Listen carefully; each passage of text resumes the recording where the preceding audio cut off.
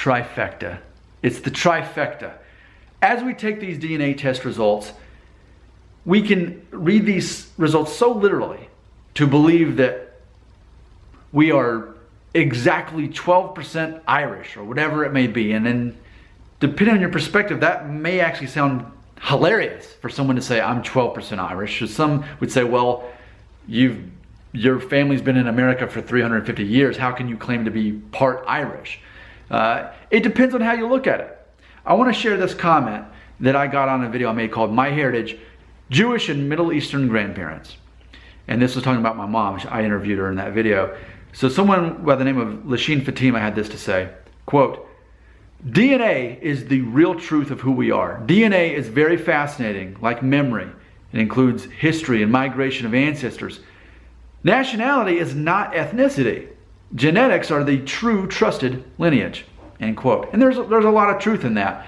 I think ultimately though, especially for an American audience watching these videos, I think for us it's a bit different. We're kind of, in a way, orphaned as Americans. We may know certain parts of our family tree and how it goes back to Europe or wherever we came from, but ultimately we tend to latch on to these results quite literally. So I want to explain this. So that video that I had made in that comment, it's referencing the fact that my mom identified as being half Italian, half Mexican as an American.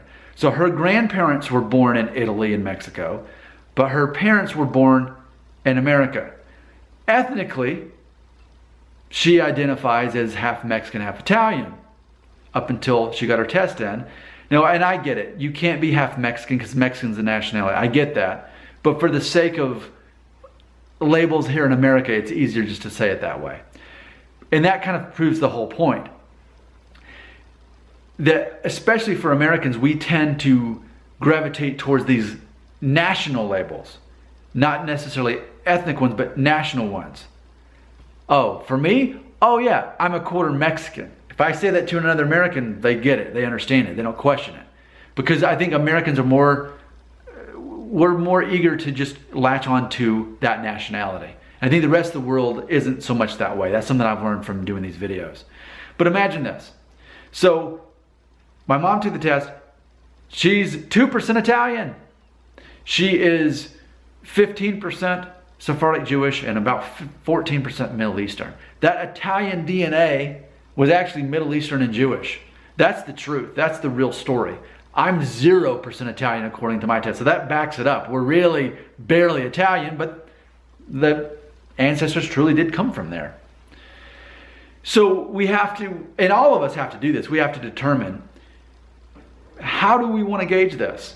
Do we want to look at just our DNA test results and say, this is literally who I am and what I am? Do we want to look at also the history of it? Because if we're looking at the culture, the cultural history, then I can say I am of Italian heritage. But the DNA doesn't back that up at all. So already there's a little bit of an identity crisis there. But on top of that, we also have to realize our actual nationality. Forget all that other stuff. I'm an American. I'm an American of Italian and Mexican heritage, but my DNA is going to trace back to Central America. It's going to trace back to Spain. It's going to trace back to the Middle East. And it's going to trace back to the Jewish movement going through Spain and Italy and all that good stuff. So there's really three different ways of looking at this. There's your actual DNA. There's your ancestral history as far as what nations they came from.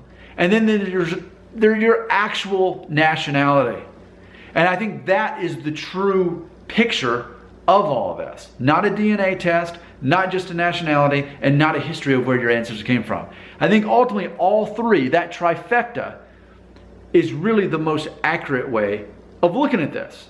But hey, I could be wrong. What do you think in the comments right there?